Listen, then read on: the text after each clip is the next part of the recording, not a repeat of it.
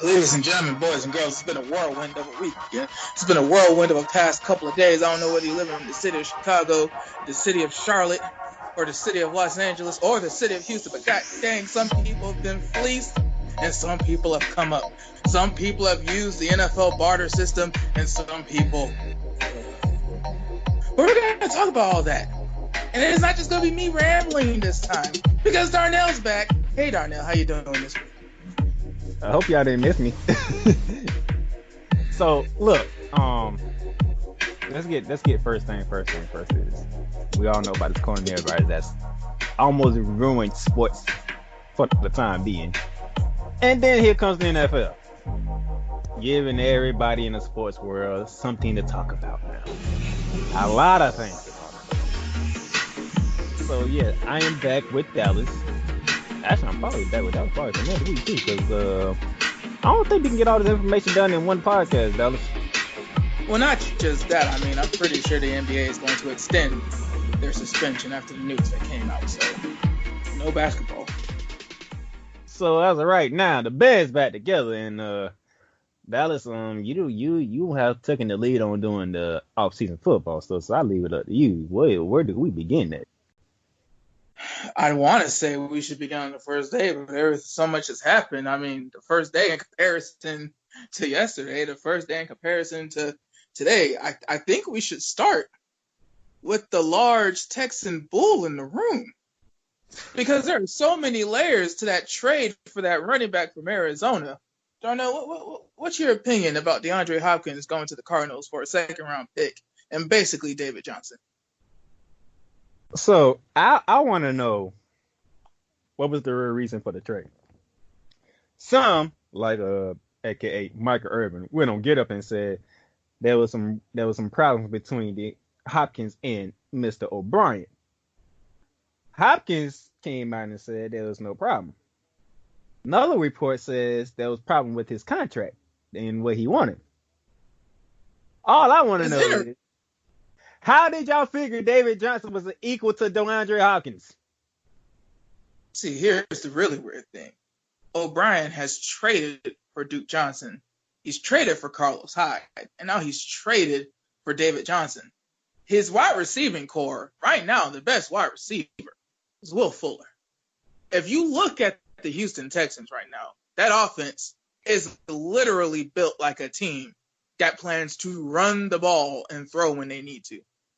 That's not how you protect your quarterback, because play action will definitely get a poor brother whacked. But David Johnson's not equal, because even if you get the David Johnson that got the contract, he's not going to be DeAndre Hopkins. DeAndre Hopkins has been probably the best offensive player on two straight division champions. I think 3 straight playoff teams. Like, the Houston Texans, since DeAndre Hopkins has got there. Now, mind you, Andre Johnson is probably going to the Hall of Fame. J.J. Watt is most definitely going to the Hall of Fame. But you look at the past couple of Houston Texans teams, bar none, DeAndre Hopkins is like the best player on the field wearing that dark blue and dark red. The contract has 3 years left, Darnell. That's the crazy thing. Like, Hopkins going to the table after this new CBA, there's some things that we don't know yet. That's obvious, because the way that these trades have been happening, the way that free agency has been happening, the way that these owners and executives are clearly looking towards the draft and this cheap young labor, there's something we don't know. But dude, he has 3 years on his contract left. Now they're saying that, I guess it got to the point where Hop and his agent said that if negotiations didn't happen this offseason, he wouldn't show. But it's like the new CBA, Darnell, has it to where if a player holds out, the fines are mandatory. They used to fine you, but the club didn't have to make you pay it. Now, when you're fined, that's it. The league is making you pay that, and you lose your accrued season. So even though DeAndre Hopkins' contract would keep going if he sat out, he's still a year back when it comes to free agents. Now, he's on the second contract. He's on the rookie contract. But the point is that affects your pension. that affects some of the other stuff that we don't know about because that's retired players and disabled players. It affects him long down the road to sit out under this new CBA. And obviously, Bill O'Brien wouldn't have cared anyway if he sat out. He just traded him for a second-round pick and a running back. Your post that included a team in Massachusetts kind of got to me. Because I don't need to see no Deshaun Watson in that. After they lost their quarterback. It doesn't matter what you need to see, Darnell. We need to do what's good for Deshaun Watson. And it doesn't have to be that team in Massachusetts. It could be that team in L.A. I don't know how that would work with your cap situation right now. It's in hell. But we need to get Deshaun Watson out of Houston. Right. Deshaun Watson needs to hold out, or his teammates need to help him. The same energy that people use to recruit Jalen Ramsey out of Jacksonville, they need to have that same energy saving Deshaun Watson from Bill O'Brien. This is ridiculous. This is a travesty. It should be malpractice. Somebody in the NFLPA should have something that they could sue Bill O'Brien for at this point. What does he have on the Houston Texans organization? Who knows? But speaking of that team in Foxborough, their quarterback's not coming back. He's going to Florida. He's a Florida boy now. Tom Brady is a Tampa Bay Buccaneer. $30 million a year. Bye, Jameis. That boy Jameis gone. The NFL passing champion will not get a second contract with the team that drafted him number 1 overall. The big scheme of things, Darnell, because it relates because we mentioned Jameis. Dude, Jameis Winston right now has no team. Marcus Mariota is on the Las Vegas Raiders as a backup. The number 1 and 2 picks in the same season don't even get the Blake Bortles deal where they extend him in the 5th year and cut him. Gone.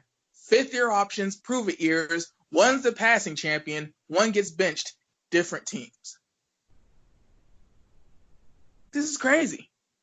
It's a different era. Let's look at this, though. Tom Brady is signing with a team that has Mike Evans on one side. Mm-hmm. With Godwin in the slot. And if I remember correctly, they still got Deshaun Jackson. No, Deshaun Jackson's been gone. He was in Philly last year, and Godwin's on the outside, too. They both had 1,000 yards, and they're both perimeter players. I think Perriman. And if I remember correctly, because I remember I think you mentioned about tight ends. They still got O.J. Howard. Yeah, they got O.J. Howard. I think they got Rashad Perriman, too, the former first rounder for Baltimore, and who was in Cleveland. He was there last year. I think he's still on the roster. Do they still got Cameron Brayton? I'm not sure. I don't think they do, though. Tom Brady's going to the offense that has weapons. With a vertical head coach. And Bruce Arians, the head coach. At this point, if you're the Tampa Bay Buccaneers, you're returning 2,000-yard receivers. You have a tight end who was very underutilized last year, and almost everybody was calling for O.J. Howard to get the ball more. It's amazing he didn't, considering the numbers that Jameis put up. You have a young tight end whose body is fresh. He ain't been used. 2 perimeter receivers. Like, dude, how do you not go offensive line at least 3 of your 6 or 7 picks? I don't know how many picks the Tampa Bay Buccaneers have, but at least 3 of them are going to have to go to offensive line and protecting Tom Brady. What else is there to invest in? You have Shaq Barrett on the franchise tag. You have Devin White, inside linebacker you just drafted. Vita Vea, you're hoping he develops, but really you just want him to help in stopping the run. I mean, maybe you go corner in the second round before the talent just gets too low, but your first priority has to be offensive line if you're Tampa. You would have been a playoff team last year if it wasn't for Jameis picks. Jameis throws 20 picks, you're probably in the playoffs. And 20 is still too high. It's still too high, but good God, he threw 30, and they probably dropped 10 more. Oh, my God. And speaking of that damn division, Drew Brees is coming back to the Saints. But Teddy B is in Carolina. That division is loaded. That division, first of all, Teddy Bridgewater's been in the division. He knows how the division works. Now you're bringing a guy who's been in the division, knows everybody, has watched film on everybody. He's there after being a backup, ain't been hit a lot. That is important. And they still have the number 7 overall pick. You have Matt Ryan, who's still Matt Ryan, and he still has Julio Jones. So he's been to the Super Bowl, been a league MVP. Drew Brees is running it back for 2 years, so the contract says. And then, like we just talked about, Tommy's horrific. I mean, the NFC South is weird because it's always been a division where teams usually don't repeat. It's been different like the past few years, but in the beginning, after the realignment, teams in the NFC South didn't repeat like that. Now you're looking at a situation where it's like, on paper, if they protect Tom Brady, maybe Tampa could get out the cellar. Because are we sure? Watch it get out. NFL, hurry up. Give us our dates for these schedules. Because, in fact, it has been said, and I'm going to keep on saying it, the Buccaneers and the Patriots do play each other in this coming season. I need a date.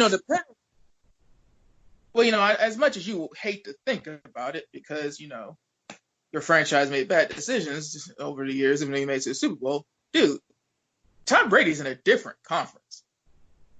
It is perfectly possible that Tom Brady plays his former team in his last season in a Super Bowl. Because he doesn't have to play out this contract if he wins the Super Bowl. I'd be surprised if he plays out his contract if he wins another Super Bowl with a different team. What else is there to prove? Dude, if Tom Brady were to play the Patriots in Tampa for the Super Bowl, win the Super Bowl, being the first ever quarterback to basically literally play a home game in the Super Bowl and beat his old team while playing said home game, there's Tom Brady has already done things that nobody else has probably done. What? Let's address not the elephant in the room. What would be the opposite of the elephant in the room? I guess the mouse that the elephant's scared of. Let's address that. Bill Belichick doesn't have Tom Brady. He needs a new quarterback. Yeah. With the moves that they've been making, it seems like they're ready to rebuild. We're going to find out if it was the system or was it Tom Brady. I think Belichick's rebuilding.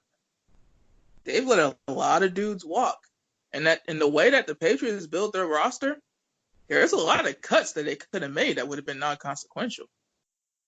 I mean, their team was like veteran, but their team wasn't old. Shoot, they have Dante Hightower in the last year of his contract, and they just re-signed Devin McCourty. Stephon Gilmore ain't a spring chicken. He's been in the league. When you look at the key pieces, Shaq Mason, he's a vet. He's on his second contract. Marcus Cannon, I think he's on his third. Isaiah Wynn, he's been hurt, but he's still playing on his rookie contract. I mean, there's the pieces of the Patriots. It's not like they're getting younger by letting Van Noy and Collins and Shelton walk. I think they're ready to eat it this year. Because even if they were to make a move like a Cam Newton, for example, Cam Newton was astronomical in 2015. But are we really just going to plug and play Cam Newton into that New England offense that's like basically separate from every other NFL team's philosophy? And he's just going to excel in 1 year? That's another thing. Cam Newton. You know what? Let me stop right there because I think we need to take a break. 15 minutes already. Past. So let's take a break. We'll come back because we still got a lot more to talk about.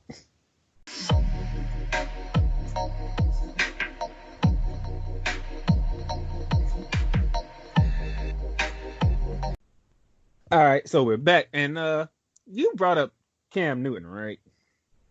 Yeah. What does it say that Carolina signed Teddy Bridgewater?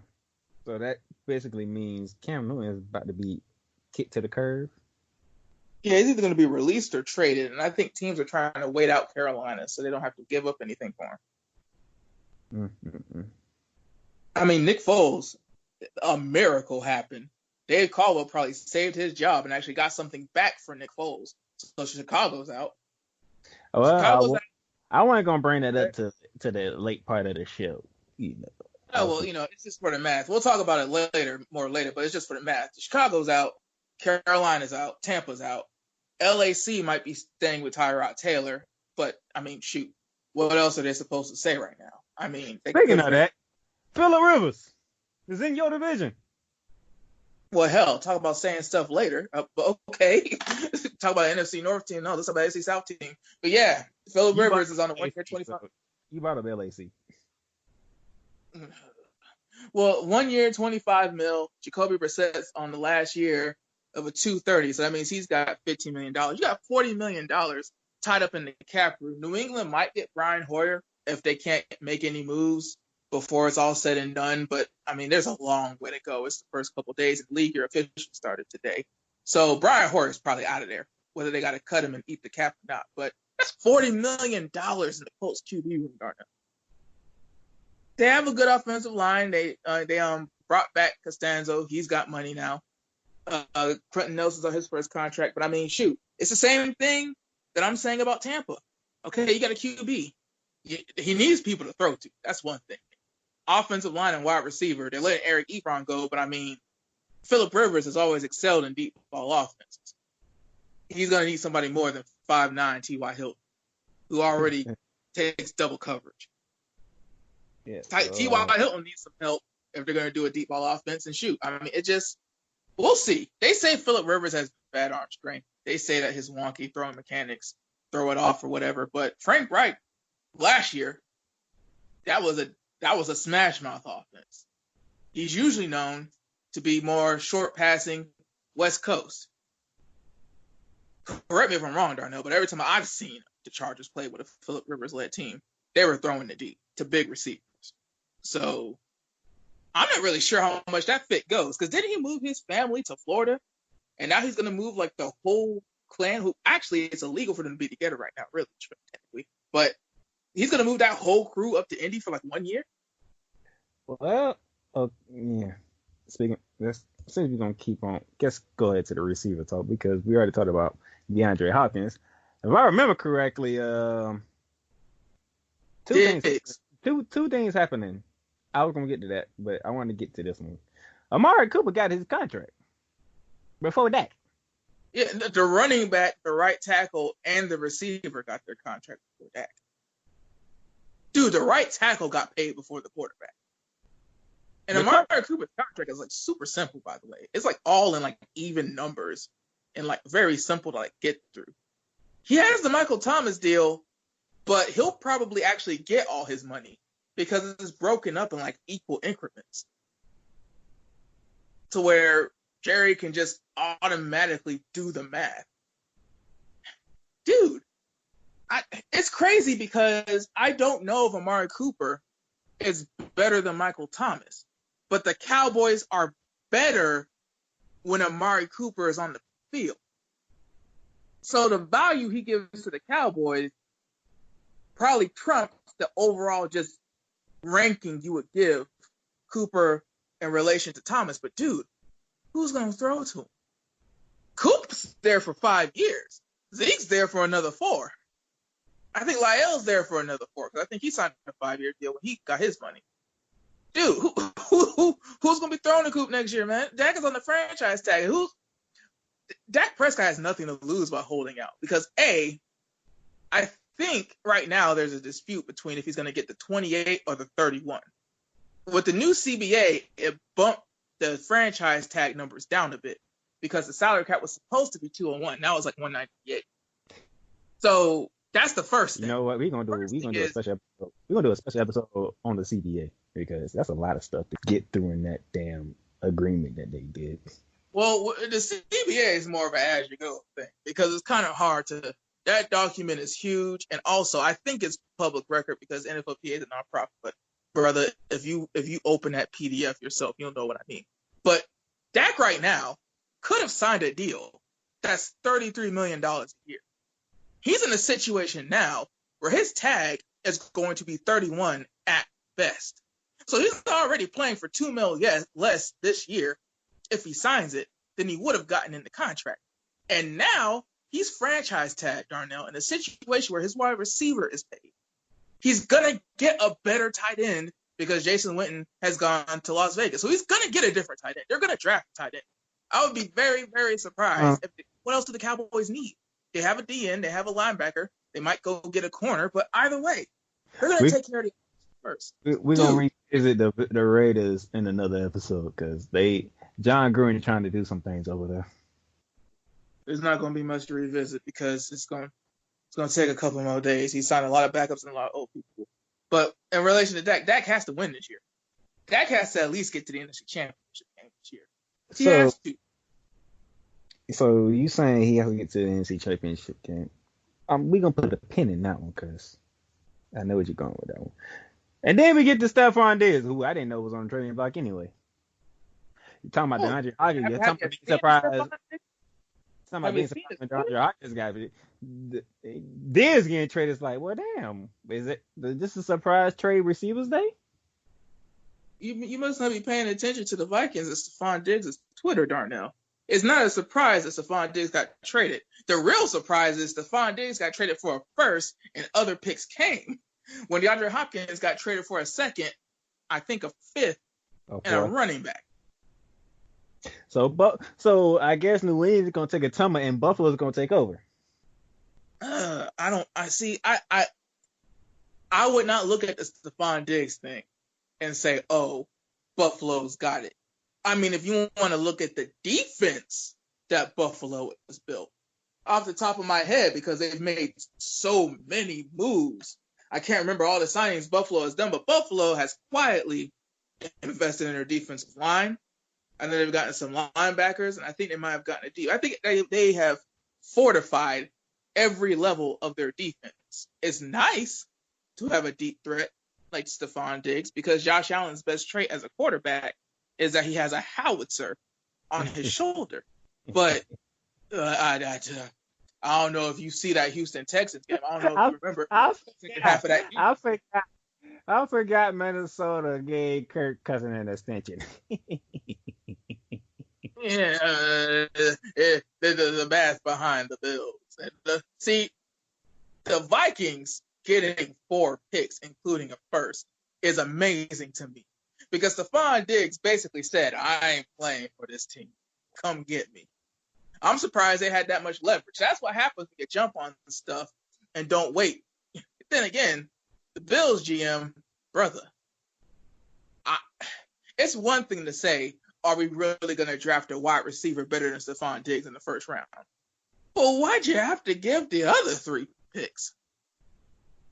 Jesus, big fella. I guess that's why they went ahead and spent the money in free agency, because that team's going to need a good defense. Because Sam Darnold, you know what? Save Sam Darnold too. Hell. How the Jets even made a move? I ain't hear from the Jets. I don't heard from the Dolphins. I don't heard from the Patriots. I don't heard from the Bills. I ain't hear from the Jets. Okay, for you to say you haven't heard from the Dolphins, say, okay, brother, I know you starred from the NBA, but it's okay, bro. That's what I'm here for. I heard from the Dolphins. The only team at the division I haven't heard from is the Jets. Joe Douglas is striking out on everything. The only thing they're really doing is releasing. They released Jermaine Johnson, and they've struck out on like a lot of defensive linemen. I can't even remember if they made. I think they signed Brian Poole, but I think he was already on the team. Like, dude, the Jets, Joe Douglas, and here's the thing, Darnell, they're not staying pat. They're losing. That's the problem. They're losing out. They're not holding tight till the draft. Joe Douglas and Adam Gase are doing a hell of a job, and that is not a compliment. They are. I have never seen. It's weird between the Knicks and the Jets, because even the Giants have like hope. But dude, the Knicks and the Jets, to be big market franchises like this and just be so abysmal at getting talent and just feeling like a major market franchise in a major league. Good God. Save Sam Darnold. It's too late for Le'Veon Bell. Save Sam Darnold. I apologize that the New York Knicks has made this episode. Don't apologize to them.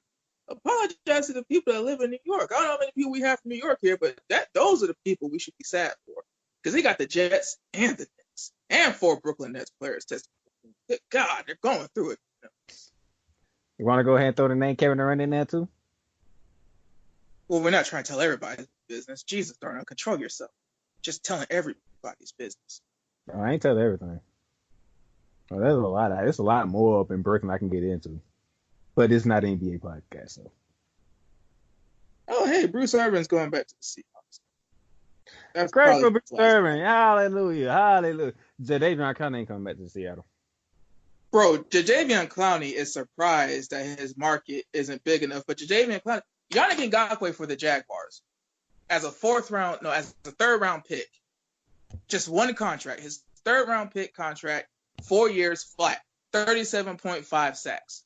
And he made it to the Pro Bowl in 2017. I think Clowney's made it to a Pro Bowl, but you have to think. Yes, Calais Campbell had the All-Pro year and the Defensive Player of the Year award from like a newspaper in 2017. Other than that, though, you're talking like 8 sack and 6.5 sack years. Calais Campbell, since the 2017 season, has not been what J.J. Watt was when Jadeveon Clowney was a young pup in the league. Like, Yannick Ngakoue being this good is why he should get the money. Because he has so much upside, he could only get better. Jadeveon Clowney was a number 1 overall pick and had J.J. Watt in a 3-4 with his hand on the ground, taking double teams and triple teams. Clowney hasn't had a double-digit sack season. I don't know why he thinks that just because Frank Clark got some money, just because DeMarcus Lawrence got some money, that he gonna get some money. Hell, I was surprised when Trey Flowers got paid. But I'm seriously thinking to myself, like, damn, who would I have paid on the open market? Jadeveon or Trey? Because Seattle actually gave up capital to get Jadeveon Clowney. Not a first-round pick, which Bill O'Brien seems to be bad at maintaining and getting, but it's humbling, NFL free agency. It's a humbling league, Darnell. Humbling league. Chris Harris, he's a Charger. He's staying in division. That's wild that the Broncos didn't try to get any capital for Chris Harris. It's a 2 for $20. It's not huge money, but at the same time, it's like, dang, you're going to have to deal with that. Drew Lock is going to have to deal with that twice a year. And even though 7 teams get into the playoffs, Darnell, division games always matter. That one play that Chris Harris is going to make in that Chargers-Bronco game, whichever one, that play is going to matter. This CBA episode going to be ridiculous. Jesus Christ. As of right now, Cam Newton still has no suitor. If you guys are confused as to why I'm just, because I'm scrolling, I have one phone in my hand, another phone in the other, because it's that kind of, it's free agency. He's the Alex Sheffner of the Playmaker's block. Well, it's just culture. We're building a culture. So that's what he got going on. But you know what? Let's take a break here because we're going to get to the fun stuff that I've been waiting to get to.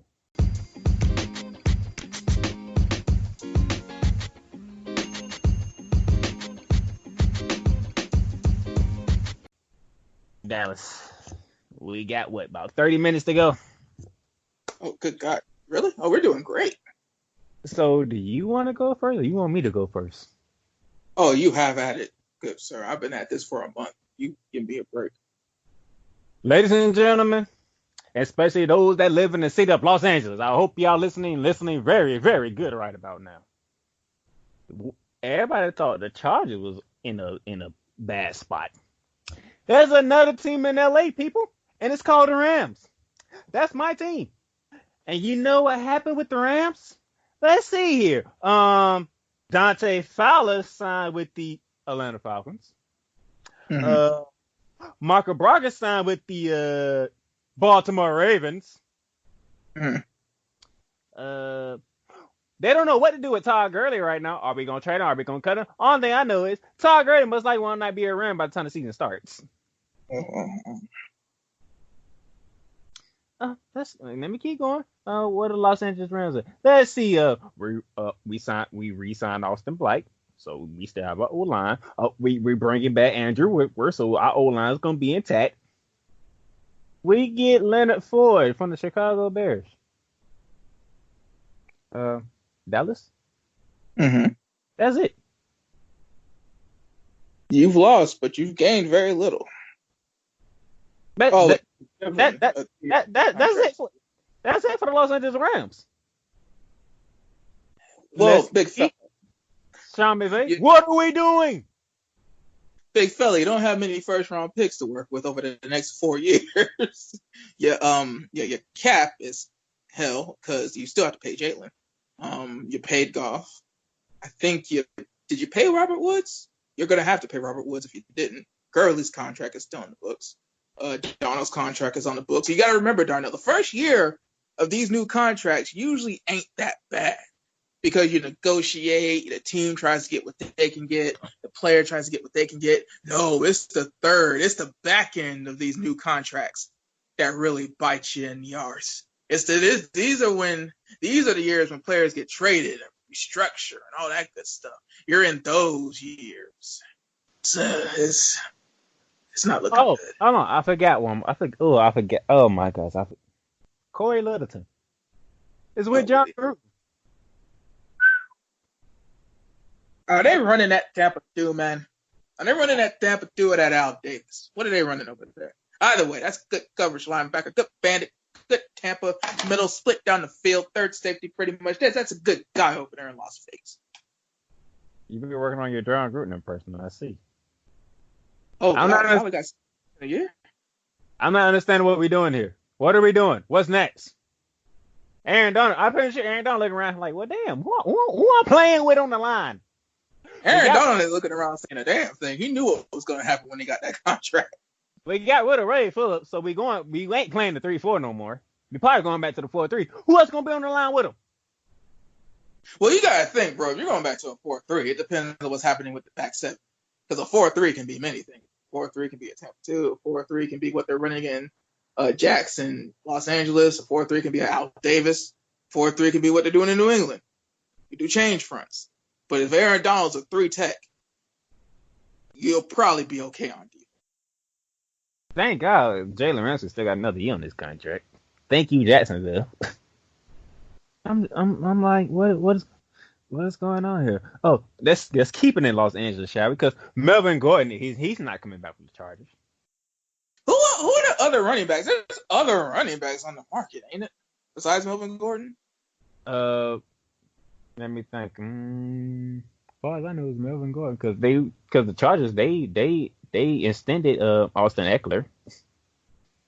Bro, I've been trying to tell Chargers fans that I know, they tried to say that Melvin Gordon, like I didn't watch Chargers games, and Melvin Gordon was this huge part of the offense, and he has value. Brother, Austin Eckler's contract for over 4 years is $24.2 million or something like that. Over 4 years, that man is getting $24.2 million. Dak Prescott's franchise tag, no matter how bad it is going to out earn that entire contract. And what Melvin Gordon could have got 10 years, Darnell. No, I mean 10 mil a year. He could have got 10 mil a year, but decided to hold out and ask for more.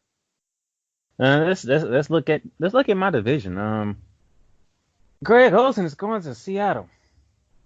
Money ball. That's good money ball because when Greg Olsen's healthy, he's probably going to get you 50, 604. Let's go to San Francisco. Armstead got an extension. Mm-hmm. And Gerard trading Ray Butner to the Colts for 13. We gonna say that when Dallas gets to the Jaguars. Well, no. We talked about Phillip Rivers. I ain't got nothing to do with me. So. And by the way, let's go right back to the Arizona Cardinals, shall we? Because as we mentioned at the top of the show, they got DeAndre Hopkins to go along with Larry Fitzgerald. They put Kenyon Drake on the transition tag. They still got a first round pick. And it's a good first round pick too. They only went 5-11. They brought back DJ Humphries, and I think they have another dude on the O-line side. But no, they're going. I think that they go protection. They either go protection or pass rush. They're going in the trenches with that first pick. If I could have one button from Scott Van Pelt show, it's that. What are we doing? I literally went from going to the Super Bowl 2 years ago to this. Big fella, it happens quick. The NFL stands for not for long. Unless you some other teams. One other team. And even that's probably. I meant the opposite way. I feel a Detroit Lions fan. This is ridiculous. Like this is what I have to deal with. Going back to the St. Louis days. Those days are so long gone. Are they really? There will never be another greatest show on turf. Oh, that's what you might be able to find another Eric Dickerson though for the LA day. I thought Todd Gurley was gonna be that with those knees. When the last time you seen somebody emulate Eric Dickerson? Todd Gurley before them knees went out. Shoulder pads up, teaming out the backfield, just seems faster. Why they gonna cut him is because he don't want to be restructure his damn contract. Who, Gurley? Yes. You don't listen to me at all. You just refuse to listen. They are not cutting Gurley because he wants to restructure his contract. Or because he won't restructure his contract. His knees, his health is up to the standards that they paid him to perform at with that contract. He can restructure it all into a workout bonus, give this to charity. It don't matter. Todd Gurley hurt. I said it all 16 games last season, and you ain't want to believe me. Todd Gurley hurt. I never said I didn't believe you. It has nothing to do with the paperwork he signed or the compensation he's about to get. He hurt. That's what it is. That's why they're trying to trade him. That's why it's hard to trade him. And man, if you think your cap situation is hell now, what do? Waste the roster spot? Put him on the reserve, retired? You can't put him on IR until something officially happens. He has to get sick or something.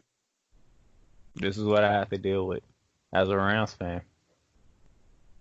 This is exactly what I have to deal with as a Rams fan. I can't believe this. But Dallas. Oh, sky's looking brighter over here. Because over the next 2 years, one of two things are going to happen. Gardner Minshew is about to roll through and bring relevance to the First Coast, or we're going to be in the Trevor Lawrence sweepstakes. There's no bad way to look at offloading Nick Foles for a fourth-round pick. There's no bad way to look at the cap charge getting Nick Foles off our books, cutting that. Yeah, y'all sent Nick Foles to Chicago, which most people thought that would happen.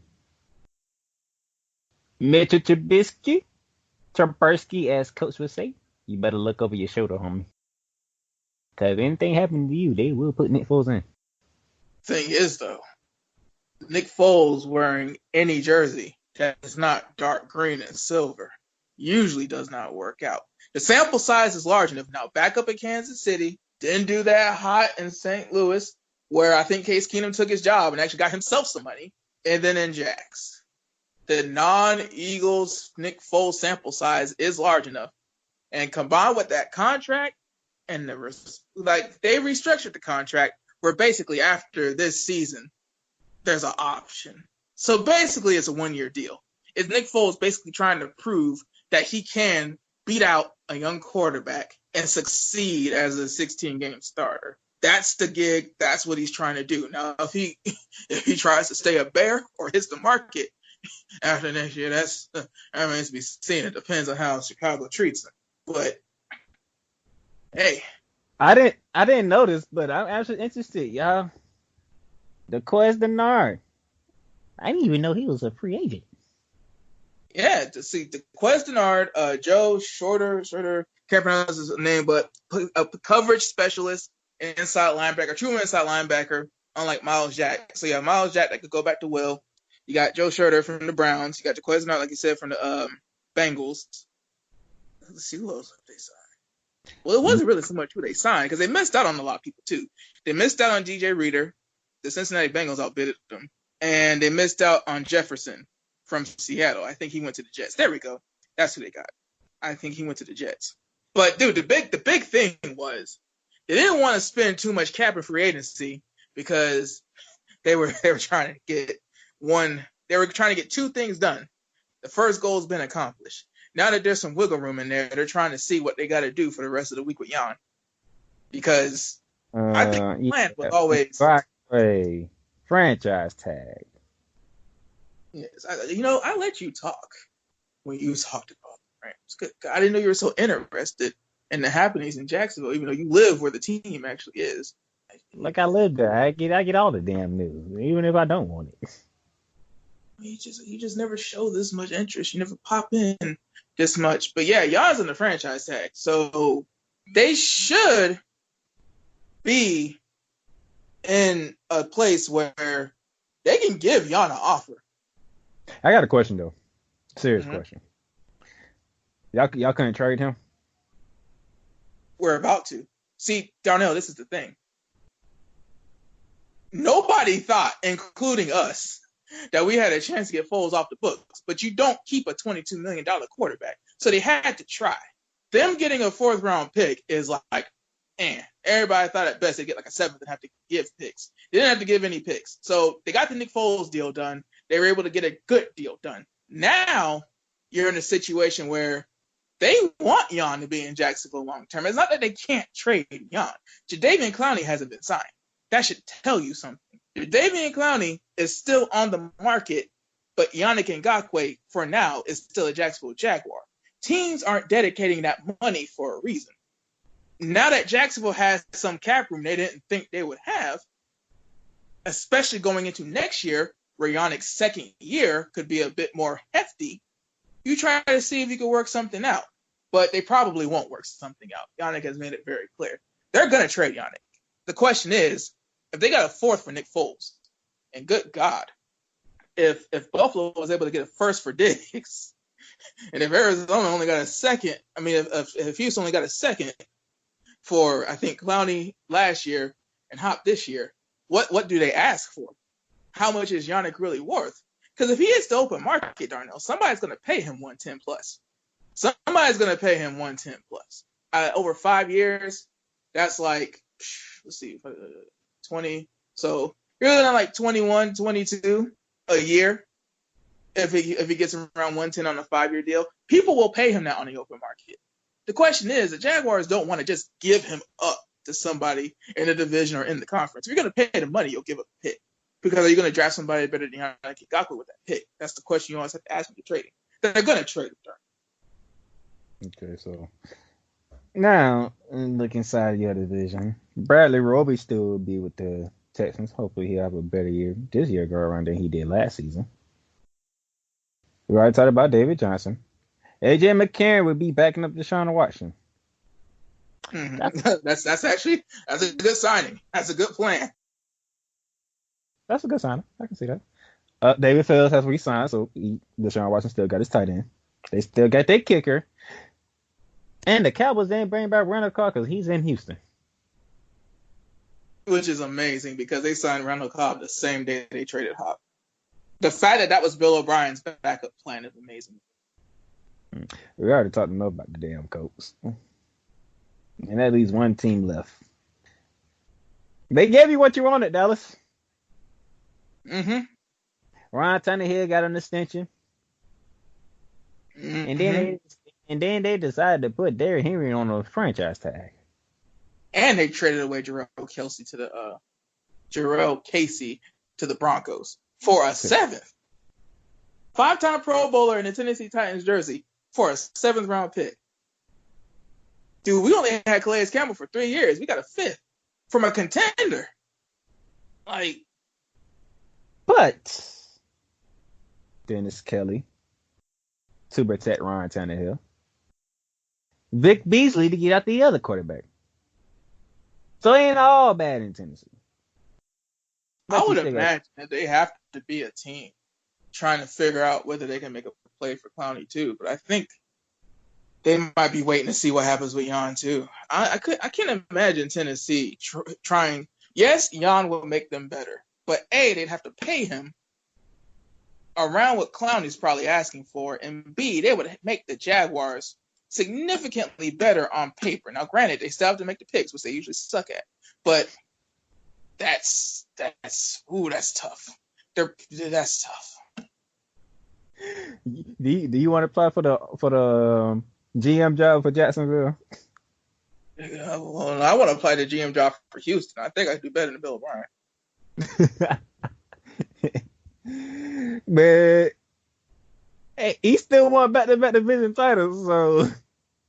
And what does he have to show for it? He traded away the wide. Mind you, I have to express this as passionately. 3 years are left on his current contract. Who cares what Arizona pays DeAndre Hopkins? When you talk about leverage, your head coach is the general manager. You have 3 years left on your contract. The CBA says that when you hold out, you lose a accrued season and fines are mandatory. Why did Bill O'Brien trade DeAndre Hopkins? Because he didn't have anybody to counsel him on how to be a GM and how GMs usually handle this. Somebody help the man. At this point, somebody help him. Or save Deshaun Watson. One of the two. I don't know. But, hey, let's shout out to the Pittsburgh Steelers. They got Derek Watt. They got a fullback. Well, they had Roosevelt next, who they just cut because they have Watt. But, hey, man, that's still an upgrade at fullback. I ain't even going to front. Nix is a real good fullback, and somebody will. TJ Watt, now they got Derek Watt. Oh, boy. Dude, the way that Bill O'Brien is just giving up stuff and trying to have martial law, whether the stuff that Michael Irvin reported is true or not, it's true, but whether that stuff is as much of a factor, because they'll never admit to it, but whether it's as much of a factor into the trade or not, J.J. Watt, he's usually been a company man. He's usually been a Houston man. He's usually been one to just put his ear to the dirt and just keep going. But at his age, they got lucky. They got lucky making the playoffs, winning the division, because they had some time to get him back. They could sit him. They knew the season was going to keep going. But, dude, JJ's been getting hurt. I know you're a dumb GM, Bill O'Brien. I'm not doubting your skill. But, bruh, you don't have to prove anything else. Riding through J.J. Watt's contract and paying him the money that he's due just because he fits your culture, that'd be pretty bad. You might as well give him to Pittsburgh. I mean, shoot, Pittsburgh's. How you think they'll do this season, Darnell? That pick might be pretty good. I was wondering when you was going to say J.J. Watt to Pittsburgh. I was waiting for that part. Pittsburgh, they might not be doing too hot because Big Ben. I mean, hey, I think Big Ben was stretching his contract, or I had reports like a lot of the players on that team are stretching their contract. Well, that's what Steelers do, man. The Steelers, they moved Ryan Shazier to the reserve retired list to keep him inside the organization. So, I mean, dude, that's what Steelers do. That's why the Steelers have only had 3 head coaches. Dude, the Steelers general manager works on year-by-year deals. He still likes football, which is why he's there. The moment he's not a Steeler is the moment he probably retires. That organization is just different. They've won a bunch of rings. And granted, they won them in different eras, but I mean, there's 2 organizations. There's the Patriots and the Steelers, and everybody else is just trying to catch up. Oh man, and the funny thing is we didn't even get to everything. It's so much to get to, and we can't even get to it. That's how. This is how amazing this stuff is. I'm just going through this list and just looking wow. I would. Cleveland, good or bad? Cleveland, as far as their moves, mm-hmm. They got better. The problem now is the Dak situation is also now the Cleveland situation. If you're Baker Mayfield and you have a different head coach, the front office is going to be even more involved in making sure that it doesn't become an issue like it was last year. You have Odell Beckham Jr., at least for now. You have Jarvis Landry. You have Austin Hooper. You still got Njoku. You got Kareem Hunt. You got Chubb. You got Case Keenum as a backup too. Well, yeah, so you got a mentor to help you get better, and you still have Patino at guard. The draft will help you get better protection, but when that protection comes, there is nobody else to blame but Baker Mayfield. It doesn't matter if the Cleveland Browns have the 32nd ranked defense in every major category. That offense is built to win shootouts. That offense is built to get ahead early and never lose a lead. If they don't succeed, it's going to be because Baker Mayfield couldn't get it done. And I think, you think Baker Mayfield's entering his 3rd season? He's got all the cars in the garage that he could ever want.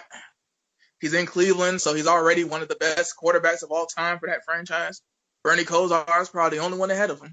I mean, That's bad if you're Cleveland and you give all these weapons to Baker, and there's still some kind of excuse or some reason why you're not in the playoffs or in the hunt for the division. They beat the brakes off of Baltimore in one of the division games last year. It's possible. It's feasible. But dude. And what did Baltimore? How did Baltimore respond on that one? We're gonna go ahead and trade for Calais Campbell. Oh, we're gonna sign Michael Brockers. That defensive line got heavy. That defensive line got powerful. I mean, it's weird because the Chiefs, they can run. They ran in the Super Bowl very well.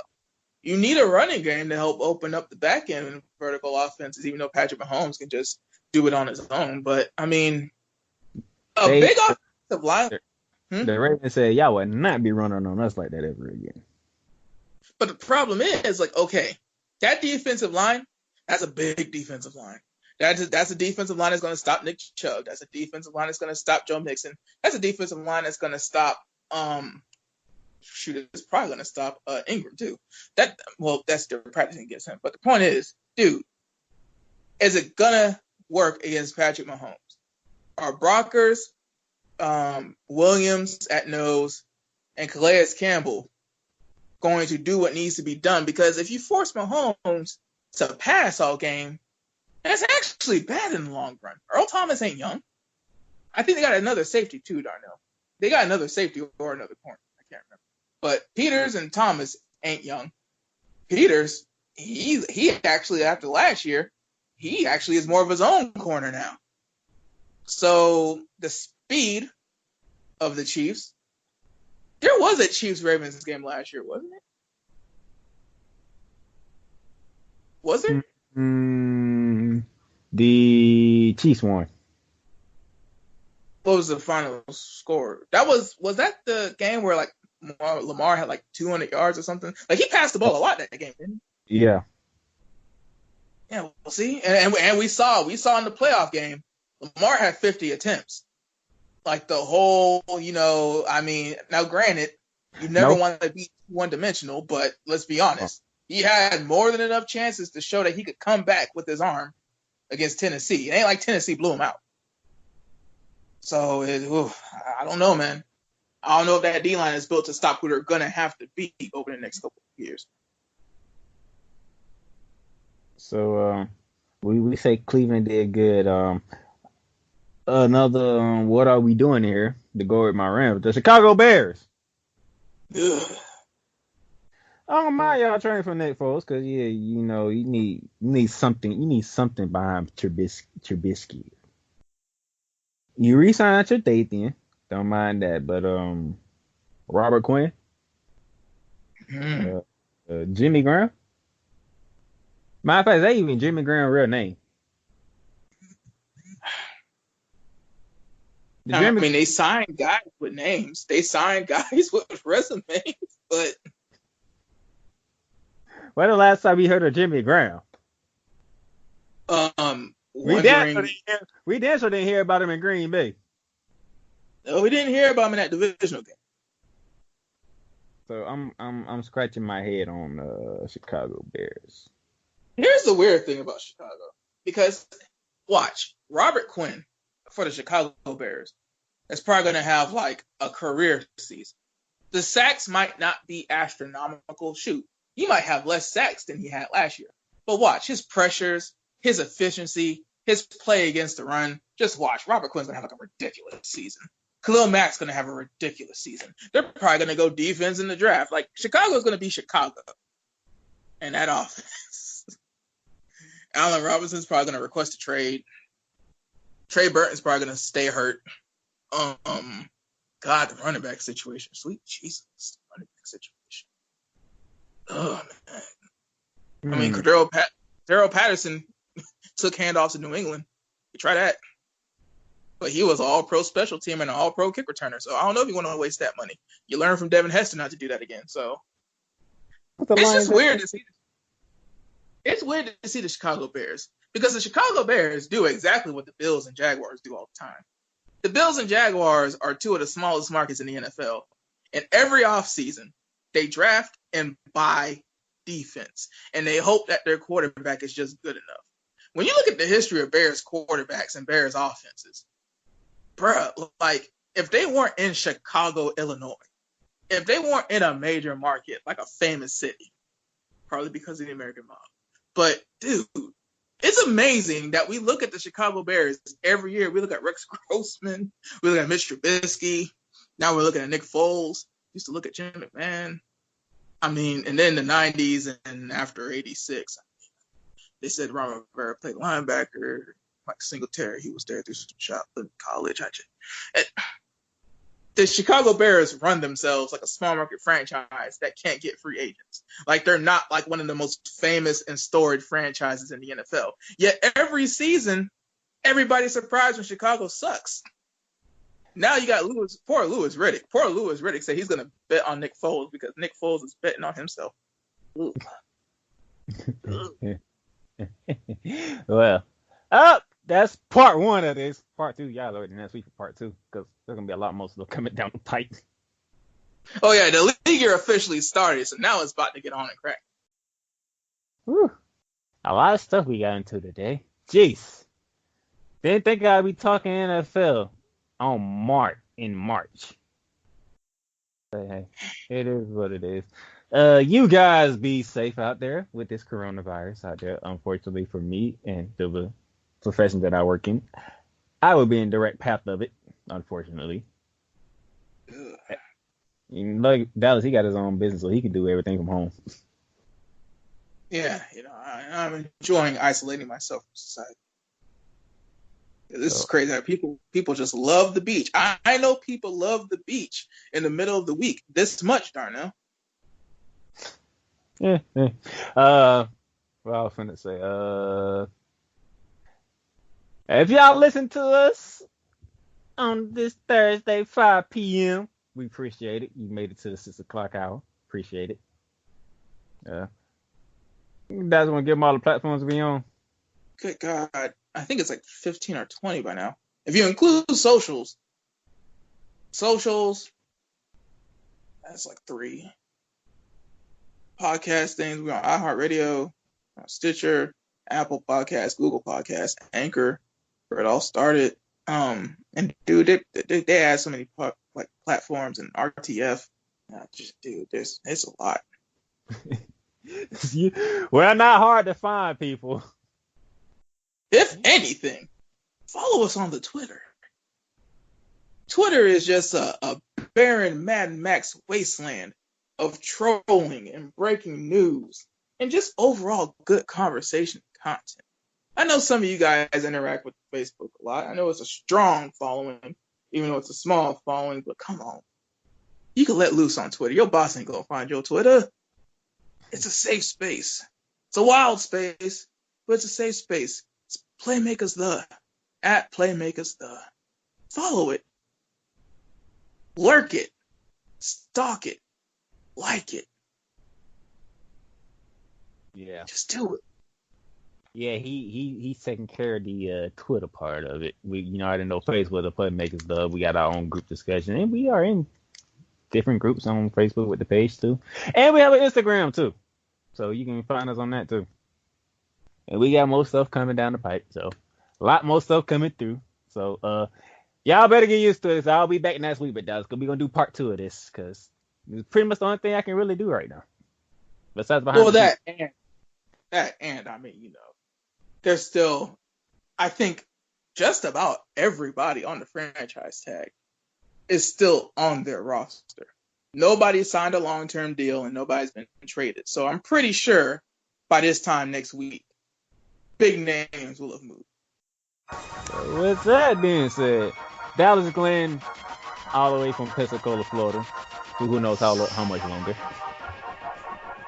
You know me down at Playmaker Sons here in Jacksonville, Florida, where it's nice and sunny, but nobody's outside. Everybody. And Alex, he has a special episode for you guys talking about the coronavirus and how it affected the entire sports world. So he's got that covered. And me and Dallas, we'll holler at y'all next week. Everybody just remember that every rivalry you have doesn't matter. Any tiff you have doesn't matter. Even my hatred for the Titans right now does not matter. We need to save Deshaun